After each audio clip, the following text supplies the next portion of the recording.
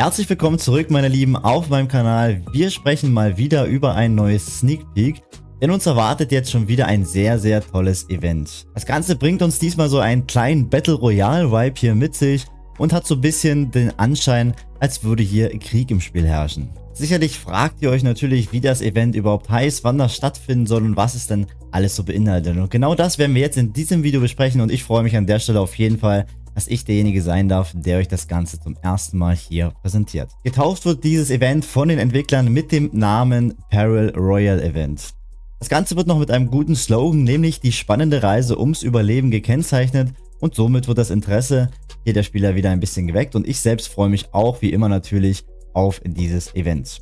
Wann findet das Ganze statt? Und zwar beginnt es am 7. Juni um 0 Uhr, das heißt es lohnt sich an dem Tag definitiv mal ein bisschen länger wach zu bleiben und endet schon am 13. Juni um 23:59 Uhr, so wie wir das Ganze auch kennen. Das heißt, das Ganze wird eine Woche laufen und danach gehen wir ins nächste Event rein.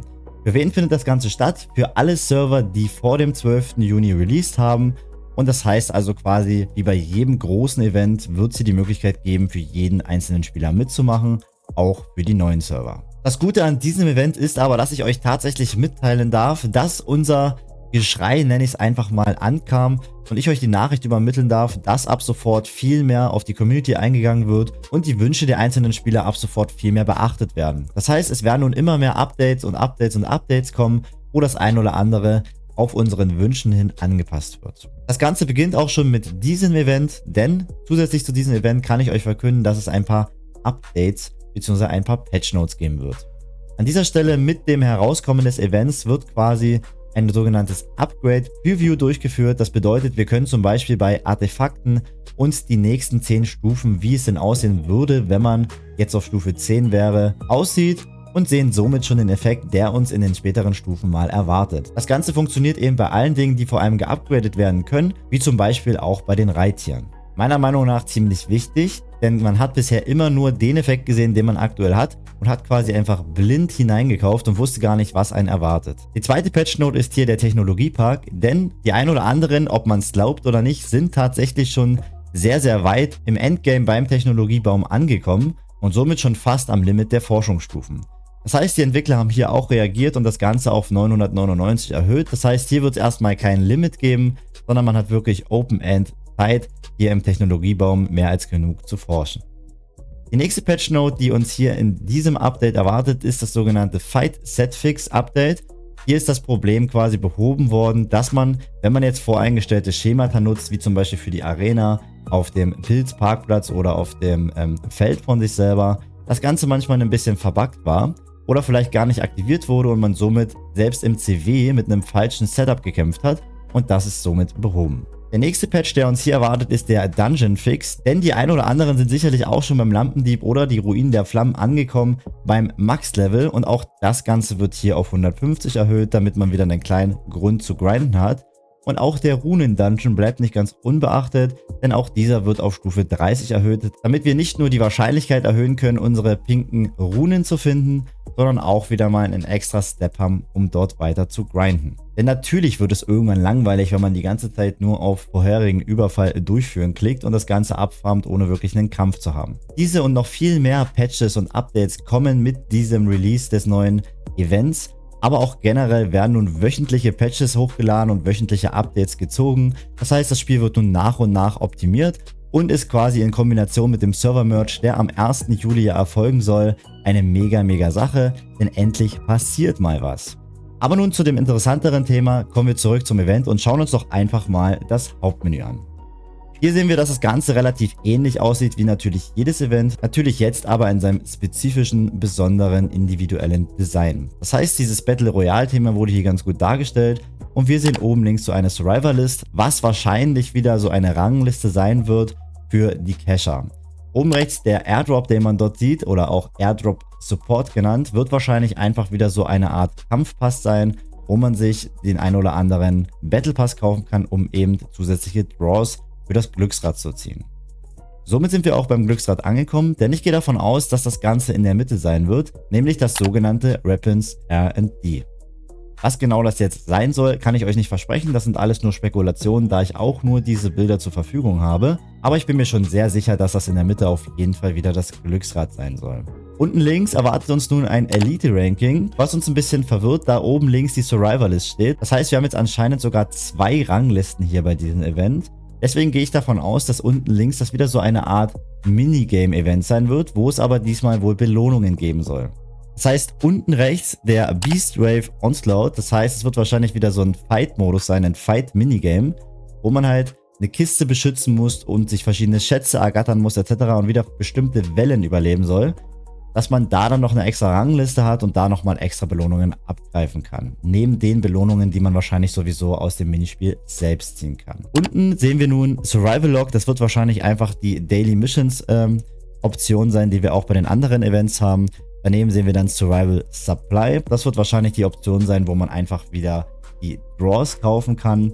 Der Warground Shop, gehe ich davon aus, wird der Shop sein, wo man wieder diese zusätzlichen Marken hat, um dann eben das Artefakt oder Rückenaccessoire in dem Glücksrad einfach nachzukaufen, falls man vielleicht einfach nicht das Glück hatte, um das Ganze zu ziehen.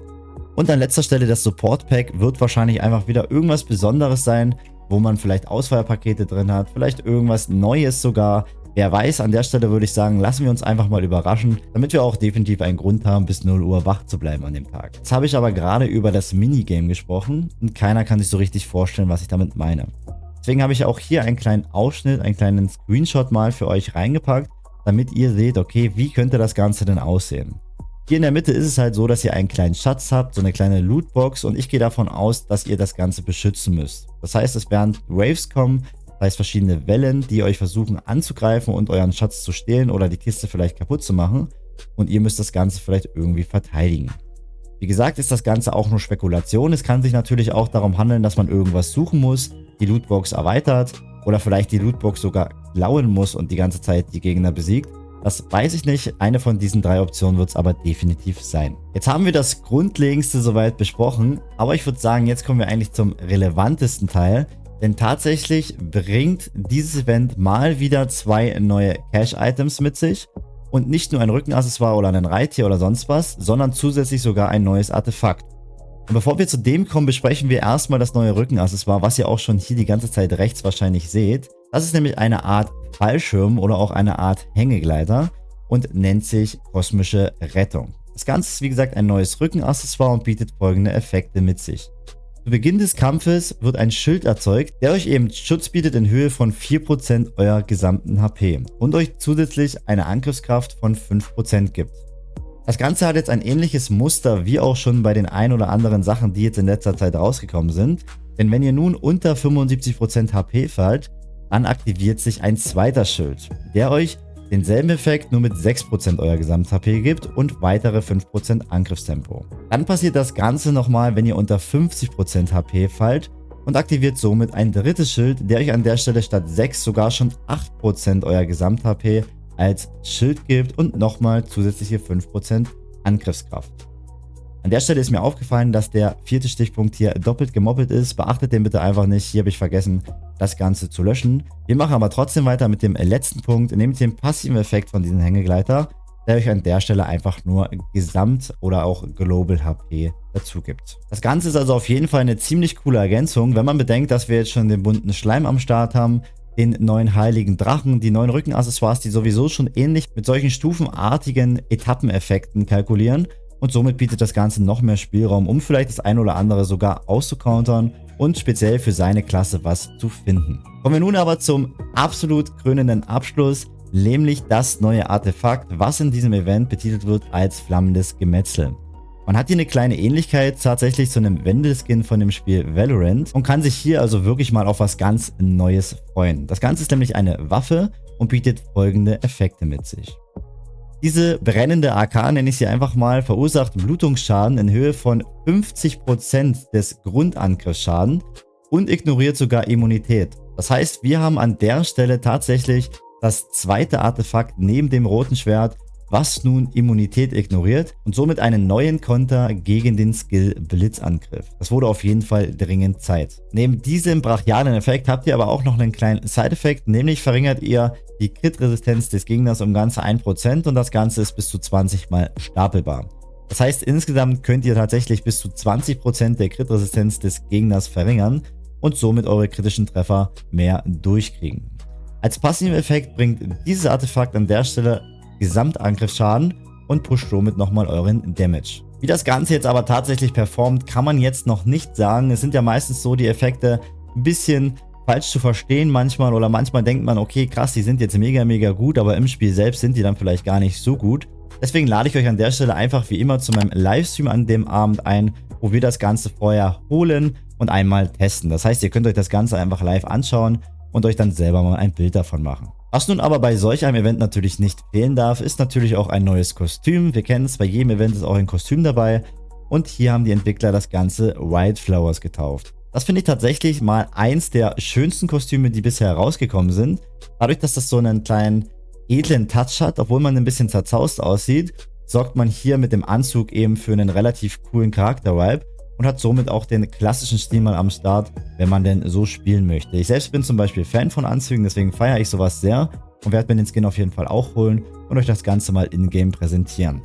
Das Ganze bringt euch wie immer, wahrscheinlich wie jedes andere Kostüm auch, einen passiven Effekt von Gesamt-HP plus und somit könnt ihr hiermit nochmal um 1% oder wenn ihr das Kostüm öfter zieht, eben nochmal eure gesamten Lebenspunkte steigern. Ob der Effekt jetzt wirklich worth ist oder nicht, sei mal dahingestellt. Ich würde sagen, die Kostüme kaufen wir uns alle einfach nur für die Optik und deswegen ist es auf jeden Fall trotzdem ein Pluspunkt, weil dieses Kostüm definitiv sehr cool aussieht. Somit sind wir aber auch schon am Ende dieses Sneak Peek Videos. Ich hoffe, das Ganze hat euch einen kleinen Eindruck gegeben über das Event und ihr seid genauso wie immer vorfreudig darauf. Ihr könnt euch in naher Zukunft, wie gesagt, auf viele Updates freuen, auf viele Patches. Es wird sich auch ein bisschen mehr an die Free-to-Play-Spieler orientiert, wo wir auch als Free-to-Play-Spielern ein bisschen mehr Möglichkeiten und Chancen geboten bekommen.